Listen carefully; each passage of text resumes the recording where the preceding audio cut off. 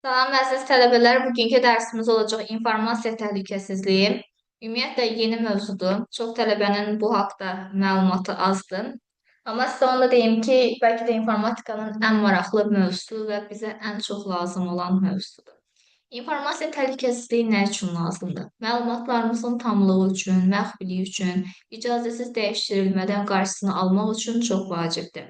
Və informasiya təhlükəsizliyi üç prinsip əsasında qurulub. Və bu prinsipə SIAM prinsipi deyilir. Confidentiality, integrity və availability sözlərindəndir.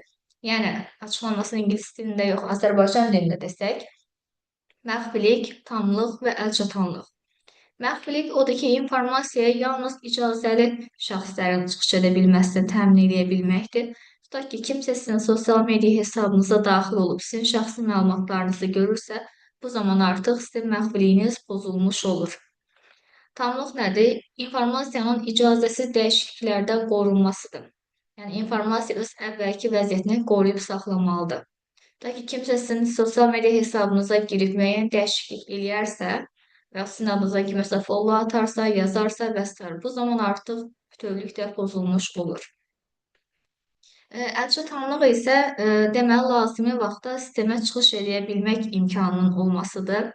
Məsələn, bəzən hansısa bir banka daxil olanda, məsələn, yazır ki, sistem dayanıb, server çöküb, sistem xəta verir. Bu tipli mesajlar artıq əlçatanlığının pozulmasına aid nümunədir. Yəni, biz istədiyimiz vaxt sistemə əlçatan olmalıyıq. 7/24 bunun üçün serverlər, sistemlər işləməlidir.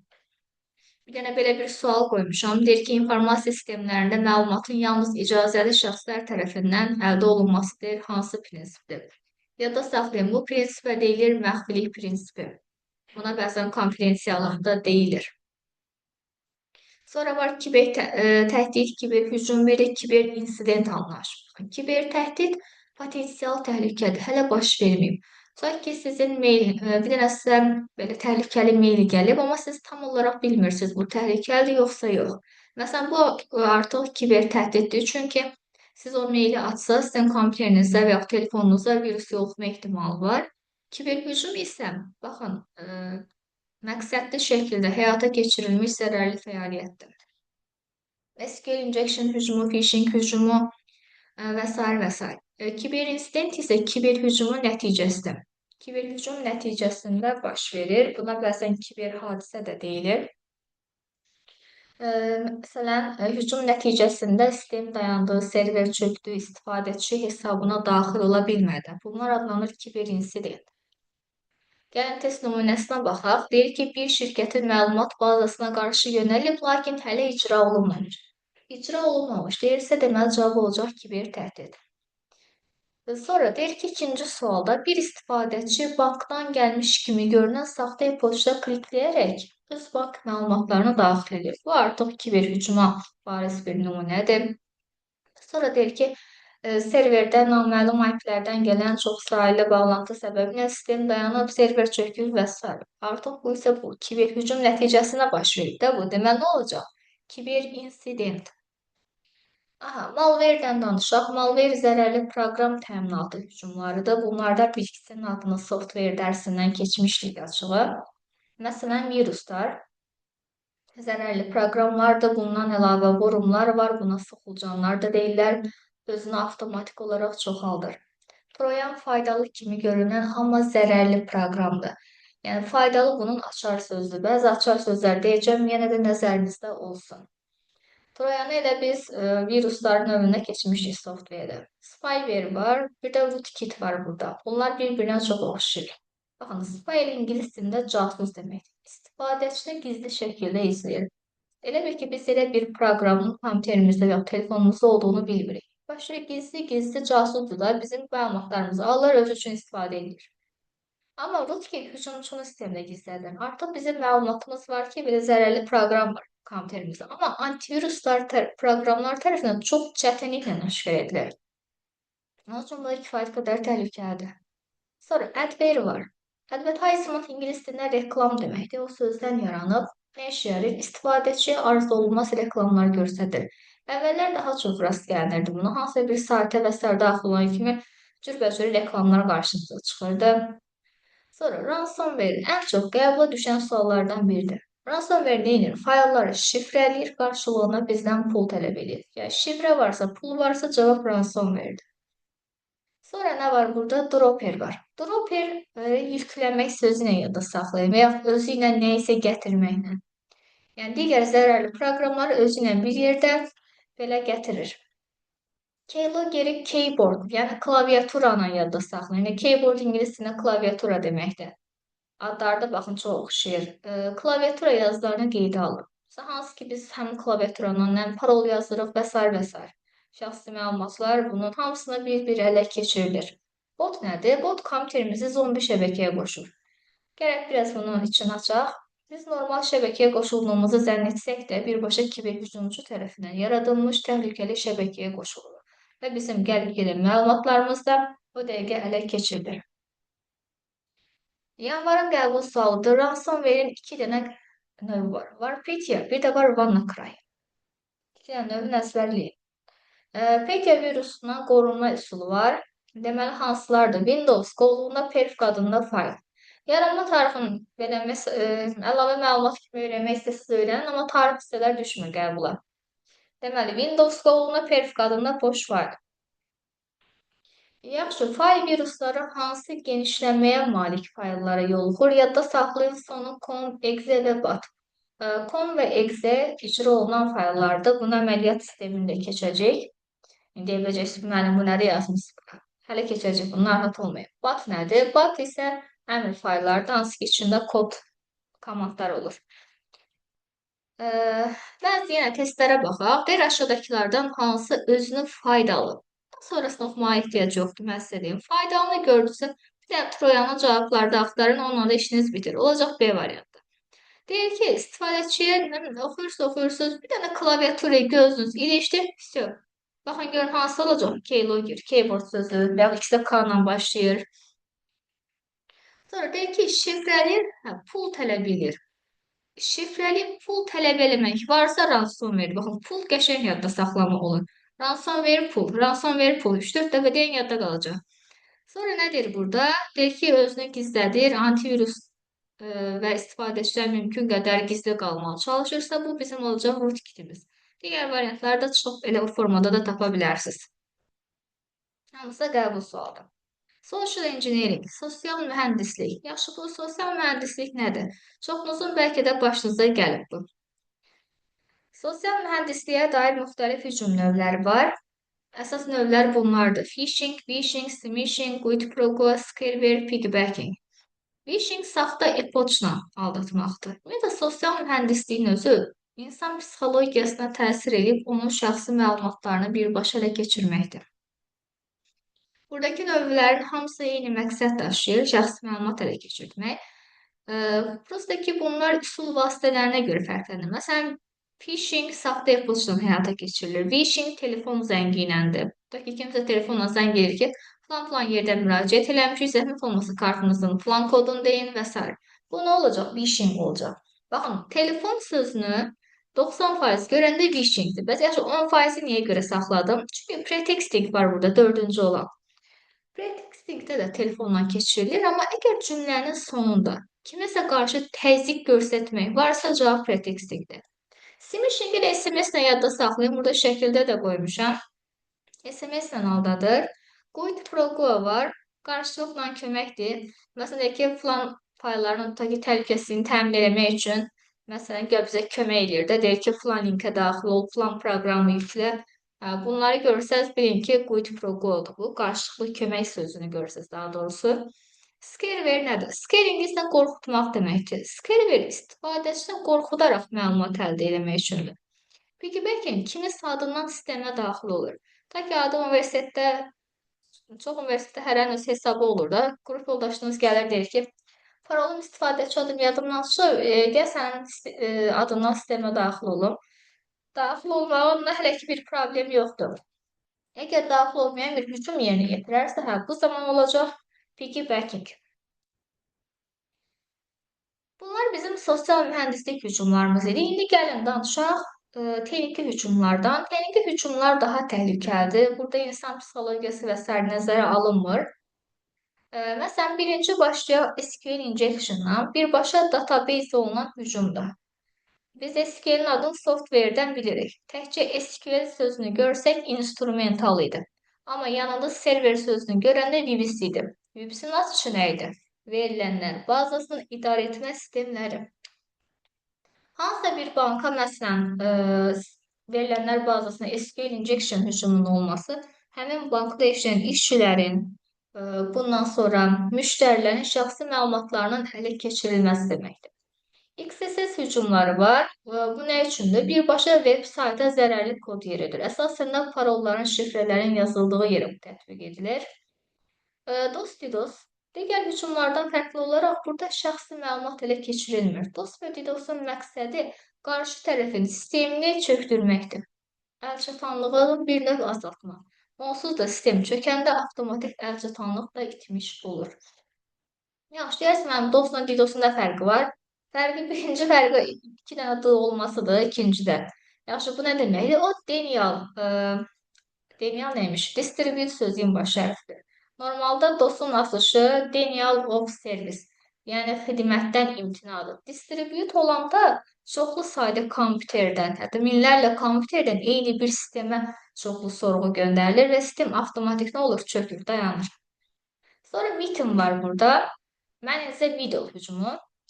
Elə bir ki, fikirləşin, şəbəkənin ortasında kimsə oturub, gedən məlumatları da götürür, gələn məlumatları da götürür. Buna deyirlər mənizə middle hücumu, məlumat axınını ələ keçirir. Brute force, yadda saxlayın, buna bəzən güc tətbiqi hücumu da deyirlər. Şifrəni ardıcıl təxminindən sındırmaq. Ona görə bizə boşuna demirlər, həmişə güclü şifrə istifadə edir. Çünki zəif şifrəni brute force hücumu ilə çox asanlıqla aşkar eləmək olur. Zero day nədir? Zero day sistemin, proqramın, saytın ancaq zəif nöqtəsini axtarır və başlayır oraya hücum eləməyə. ARP DNS spoofing. ARP-ı biz qlobal şəbəkədən bilirik. Address resolution protokol. Ünvanın müəyyən edilməsi protokolu idi. IP-ni MAC-a çevirirdi. DNS də IP-ni domenə, domeni IP-yə çevirmək üçün idi. Spoofing həmişə ünvan saxtalaşdırılmasına yadda saxlayın. Yəni birbaşa bizi fərqli web saytə yönləndirir çox vaxt. Scavenging zibil qutusu ilə, nə bilim çöp qutusu, bu terminlərlə yadda saxlayın scavengingi. Niyə görə? Çünki silinmiş məlumatlardan istifadə edərək hücumun həyata keçirilməsidir. Adi tutaq ki, kimsə vacib kağızda olan bir məlumatı çöp qutusuna atır, kimsə başlayır çöp qutusuna məlumatı götürür, başlayır ona qarşı istifadə eləməyə qarşı tərəfə. Bu da olur nə? Scavenging. Dərsdə buna aid qəbul suallar işlədik, evə də verəcəm. Eavesdropping məlumat axınına gizli qulaq asmaq şəbəkə üzərindən baş verən hücumdur. Rahatəbin telefon xəttinə qulaq asır. Sniffer isə buna bəzən sniffing də deyirlər. Bu Wi-Fi sözünə yadda saxlayın. Yəni Wi-Fi trafikinə qoşulub məlumatı ələ keçirmək üçündür. İndi testlərə baxaq. Deyir bir nəfər özünü şirkətin texniki dəstək işçisi kimi təqdim edir. Və işçidən şifrəni sistemə daxil etmək üçün telefonla xahiş edir. Telefonla xahiş varsa cavab phishingdir. Əslində phishingin açılışı voice phishing deməkdir. Voice nə demək? İngilizcə səs. Səsli phishing. Deyir ki, bir işçi e-poçt vasitəsilə e-poçtu gördüsə, çox dərinə getməyin. Cavab olacaq phishing, yəni C variantı. Sonra Wi-Fi şəbəkəsinə hücum deyir, məlumatı dinləmək deyir, ələ keçirmək deyirsə, cavab olacaq sniffing. Yadda saxlayın, baxın bunları. Çətin deyil. Gəldik ən qəşəng məqama. İdentifikasiya, autentifikasiya və avtorizasiya. Bu üçü ardıcıl baş verən prosesdir. İnandırım ki, hamınız bəlkə də minlərlə dəfə sözdə deyənmədim. Bunlar sizin başınıza gəlib, yəni bu mərhələlərdən keçmisiniz. İdentifikasiya kimliyin tanıdılmasıdır. Bir sayta daxil olanda sizdən mail adresi istəyir, username, nə bilim, başqa nə deyək, adi şəxsiyyətin PIN kodu, yəni ID sözlə elə yadda saxlayın. Bu kimliyin tanıdılmasıdır. Yəni hələ birinci, yəni sistem hələ birinci sizi tanıdır. Amma hələ sistem tam təsdiq olmayıb ki, yəni bu həqiqətənmi sizsiz? Bu təsdiq mərhələsi adlanır identifikasiya. Deməli nədir? Kimliyin təsdiq edilməsi. Kimliyi yaxşı necə təsdiq edə bilərsiniz? Məsələn, şifrə yazmaqla, yəni parollarla ən qəşəng üsul. Biometrik identifikasiyanla. Biometri identifikasiya nə deyə bilərik? Məsələn, üz tanıması, barmaq izi, gözlə. İndi biometrikdən danışacağıq. Ondan sonra OTP kodlar olur. Telefona və yaxud da meylə gəlir. Bu bir dəfəlik kodlar olur, 4 və yaxud 6 rəqəmli. Baxın, o da təsdiqləmə üsuludur. OTP yazılır. Bir dəfəlik kod deməkdir. Başqa da təsdiq, məsələn, USB tokenlər olur. Bu iş yerlərində olur əsasən. Rəqəmsal imzanın təsdiqlənməsi üçün. Belə, əsasən təsdiqləmə üsulları bunlardır. Bəs yaxşı, avtorizasiya nədir? Artıq icazənin müəyyən edilməsidir. Elə bil ki, həmin şəxsin sistemdə hansı icazələrə malik olduğu müəyyənləşdirilir. Adi məsələn, universitetin hesabını düşünün. Müəllim öz istifadəçi adını və parolunu yazır. Başqa bir sayt açılır, yəni hissə açılır. Tələbə öz istifadəçi adını və parolunu yazır, başqa bir səhifə açılır. Niyə görə? Sistem o dəqiqə icazəni müəyyənləşdirir ki, müəllimə hansı tərəf uyğundur, tələbəyə hansı tərəf uyğundur. Bilirsiniz, müəllim sistemə girib nə edir? Qiymət yaza bilir və s. üçün öz jurnalını görə bilir. Tələbə isə öz balını görə bilir, fənləri görə bilir, vəsə. Bununla da kifayətlənir. Hərəsinə aid bir dənə cümlə. İdentifikasiya, kimliyin tanıdılması. Identifikasiya, kimliyin təsdiq edilməsi. Avtorizasiya isə icazənin müəyyən edilməsidir. Burada sadəcə açıqlamasını vermişəm və yaxud reklam kimi biometrik identifikasiyadan danışdıq. Biometrik o deməkdir ki, yəni özümüzə aid olan bir hissəmizlə özümüzü təsdiq etməyimizdir. Barmaq izimiz ola bilər. Hansı ki, unikal vasitələr nəzərdə tutulur. Məsələn, üz ola bilər, səs ola bilər, göz ola bilər, ovuc içi ola bilər və s. bunlar.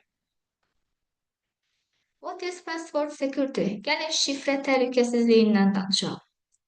Şifrə təhlükəsizliyi, yəni bu günümüz üçün çox vacibdir. Çünki sadə bir kiberhücum nəticəsində bizim şifrələrimiz çox asanlıqla ələ keçirilə bilər. Yaxşı, güclü şifrə necə olmalıdır? Ən azı 12-13 simvol olmalıdır. Nə xüsusi simvollar dediyimiz durğu işarələri, böyük, kiçik hərflər, rəqəmlər, sonra tez-tez istifadə etdiyimiz parol olmamalıdır. Doğum tarixi, il, gün və s. bunlardan uzaq durun. Belə deməyimizə baxmayın, hamımız eyni şifrəni istifadə edirik hər yerdə. Big Strong. Məsələn, nümunələr qoymuşam bura. Düşüb də qəbula. Deyir, hansı güclü şifrədir və hansı zəif şifrədir. Bu arada dünyada ən çox yayılan şifrə 1, 2, 3, 4, 5, 6, 7, 8-dir. Baxın, ən məşhur budur. Mobil təhlükəsizlikdən danışaq. Yəni, mobil telefonlarımızın təhlükəsizliyini necə təmin edə bilərik? Baxın, istifadə etmədiyimiz halda Wi-Fi bluetooth-u sönük saxlayın. Çünki public Wi-Fi-lara qoşulsaz, yəni bu birbaşa təhlükə mənbəyi deməkdir. Bundan əlavə, telefonumuzda uzaqdan izləməni aktivləşdirməliyik. Find My Phone funksiyasını. Əsasən Apple telefonlarda olur bu. Sonra, deməli, bütün icazələrin hamısına onay verməməliyik. Proqramları rəsmi mağazalardan yükləməliyik, App Store-dan, Play Store-dan. Bundan əlavə ekran kilidini biometrik identifikasiyadan istifadə etməliyik. Antivirus quraşdırmalıyıq. Proqramları tez-tez yeniləməliyik. Əsas antivirus varsa tez-tez yeniləyiniz. VPN. VPN Virtual Private Network. Virtual şəxsi şəbəkədir. VPN-i çox tələb elə bilir ki, təhlükəlidir. Xeyr, VPN təhlükəsizlik üçündür. Baxın, biz VPN istifadə etdiyimiz moment bizlə VPN server arasında bir dənə tunel yaradılır. Hansı ki, həmin tuneldə bizim şəbəkə üzərindən həm gedən, həm gələn məlumatlarımız 2 qat şifrələnmiş olur. Yəni, təhlükəsizlik üçün əsas addımlardan biridir VPN. Ondan sonra VPN-dən danışdıq. Baxın, burada user kimdir? User sizsiniz. ISP sizin qoşulduğunuz internetdir. Yəni, provider sizin internet aldığınız şirkətdir. Həmin şirkət özü də əsas qlobaldan alır da interneti. VPN server həmin aradadır və sizin deməli məlumatlarınız VPN server vasitəsilə arada şifrələnir. Korporativ kibergigiyena nədir? Buna kibergigiyena, korporativ eyni şeydir bunlar. Yəni, iş yerində işçilərin təhlükəsizlik qaydaları ilə məlumatlandırılmasıdır. Yəni, işçilər bilməlidir ki, tez-tez şifrələr yenilənməlidir. Sosial mühəndislik hücumlarına qarşı ayıq olmalıdırlar. Şifrənin parolu, şəxsi məlumatı heç kimə deməməlidirlər. Adi məsələn ən sadə WhatsApp webdə WhatsApplarını açıb qoymamalıdırlar. Gələn hər zəngə inanmamalıdırlar. Antivirus istifadə etməlidirlər və sair və sair. İndi hər şirkətin tələbatı fərqli olur. Wi-Fi təhlükəsizlik protokolları var. Web, VPA1, VPA2, bir də VPA3 var.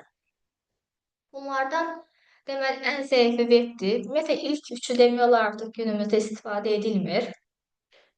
Əsas VPA3-dür. Magistraturanın dimin sınavına düşüb bu. Dövlət qulluğuna düşməyib, amma adı həmişə çəkilir. Məsələn, deyir ki, doğru fikirləri seçin. Məsələn, bir dəfə bir sual vardı. Deyir ki, təhlükəsizlik üçün VPA3 yerinə web istifadə etməyimiz daha üstündür. Bu yanlışdır, bunun tərsi olmalıydı. VPA3 yaxşı. Və ümumiyyətlə Wi-Fi ilk yaranan momentlərdən yaranır. Kriptoqrafiya nədir? Məlumatımızın tamlığı və məxfiliyi üçün, yəni onların şifrələnməsi və deşifrələnməsi ilə məşğul olan bir elmdir, bir sahədir. Kriptoqrafiya, bəlkə də eşitmişsiniz adını. Kriptografiyada birbaşa məlumatlarını şifrələnir. Məsələn, ta ki hello sözünü müəyyən şifrələmə algoritmindən şifrələyirlər. Məsələn, belə bir şifrə alınır. Şifrə deyəndə belə bir şifrələnmiş mətn alınır, yəni şifrtekst. JKNNQ. Bu nədir? Şifrələnmiş mətndir. Bunu dekript eləyəndə artıq təzə yenə hello sözünü almış olacaq. Firewall nədir? Firewall yadda saxlayın, şəbəkə təhlükəsizlik sistemidir. Bu həm cihaz formasında ola bilər, həm də proqram formasında olur. Məsələn, private network, tutaq ki, sizsiz bu, yəni şəxsi şəbəkədir, lokalda bir şəbəkədir. Sağ tərəfdə, məsələn, internetdir. Bilirik ki, bütün hücumlar, ataklar hamısı internet vasitəsilə gəlir bizə. Və firewallda sizin şəxsi şəbəkənizdən, yəni internet daha doğrusu internetdən əvvəldə quraşdırılır ki, təbii ki, əgər atakerlər hücum edən zaman onların zərərli fəaliyyətləri bloklansın. Bir növ təhlükəsizlik divarı rolunu oynayır. Və burada da qeyd eləmişəm, firewall daxil olan və çıxan trafiki birinci yoxlayır. Yoxlayandan sonra ya icazə verir, ya da bloklayır, ikisindən biri. Şəbəkə trafiklə nəzarət eləməklə hücumçuları filtrdən keçirtmək, girişlərin, icazəsiz girişlərin qarşısını almaq kimi əsas funksiyalara malikdir. IDS IPS nədir? Deməli, firewalldan əvvəldə quraşdırılır. Yəni, internet və firewall arasında olan bir sistemdir. Intrusion Prevention System və Intrusion Detection System daxışı. P ilə olan qarşısını alır, D ilə olan hətta aşkarlayır birinci. Yəni, birinci IDS işə düşür. Sonra sorğunu göndərir IPS-ə, başlayır IPS işə düşməyə. Və burada da qeyd edilmiş, IDS neyinir? Hücumları aşkarlayır. IPS neyindir? Hücumun qarşısını alır. MAC filtering qəbula düşüb bu. Bilirik ki, hər bir cihazın unikal adresi, MAC adresi var. MAC adresdə belə deyək də biz. Yəni, bu dəyişmir. Dəyişmək istəsiniz, gərək ki, onda şəbəkə kartımızı dəyişək. Yəni, MAC filterdə biz konkret olaraq istədiyimiz qurğulara icazə verə bilirik. Məsələn, mən deyirəm ki, baxın, nümunəyə sağ tərəfdə. Deyirəm ki, 0600 olan MAC adresli kompüterdən bir sorğu gəlsə, onu blokla. Bir trafik gəlsə, blokla avtomatik. Amma sonu 29 deyilən bir kompüterdən, MAC adresi malik kompüterdən sorğu gəlsə və yaxud trafik gəlsə, ona icazə verir. Baxın, bunu onaylamışıq, bunu isə onaylamamışıq. Yəni, MAC filtering budur. Şəbəkəyə qoşulan cihazları onların MAC ünvanına görə icazə verən və bloklayan bir necə deyək, sistemdir, qaydadır. Son slaytlarımızda honeypot və sandbox. Çox maraqlıdır bu ikisi. Honeypot nədir? Bildiyimiz tələdir. Yəni, hücumçunu cəlb etmək məqsədi ilə yaradılmış bir dənə saxta sistemdir. Bunu biz nə üçün yaradırıq? Baxın, məqsədimiz nədir? Məsələn, gələn hücumçunun fəaliyyətini izləmək, hücum üsulunu öyrənmək və real sistemdən onu uzaqlaşdırmaqdır əsas məqsəd. Məsələn, sandbox nədir? Sandbox deməli, şübhəli proqramlar, məsələn, fayllar olur. Onları izolyasiya edilmiş, yəni təcrid olunmuş bir mühitdə yoxlamaq üçün bir sistemdir. Məsələn, ta ki, bir dənə saxta mail gəlir sizə, amma tam 100% bilmirsiniz də bu saxtadır. Hə, onu yoxlamaq üçün sandboxlardan istifadə edilir. Burada honeypotun şəklini qoymuşam. Baxın, bal şəkli kimi. Yəni bir növ tələdir də bu. Təhlükəsizlik üçün qorunma üsullarından bayaqdan danışdıq biz. Yeniləməkdir, icazəsiz, yəni hər şeyə icazə verməməkdir, Wi-Fi şəbəkəsini qorumaqdır, parollardan, biometrik identifikasiyadan istifadə etmək, iki faktorlu identifikasiyanı aktivləşdirməliyik ki, məsələn, təhlükəsizliyimiz 2 qat daha güclü olsun deyə antivirus istifadə etməliyik, məlumatların backup, yəni ehtiyat nüsxəsini yaratmalıyıq. Sosial mühəndislik hücumlarına qarşı ayıq olmalıyıq, eşitdiyimiz hər zəngə, gördüyümüz hər mesaja inanmamalıyıq. Belə. Ümid edirəm ki, dərs hər kəsə yaxşı, aydın oldu.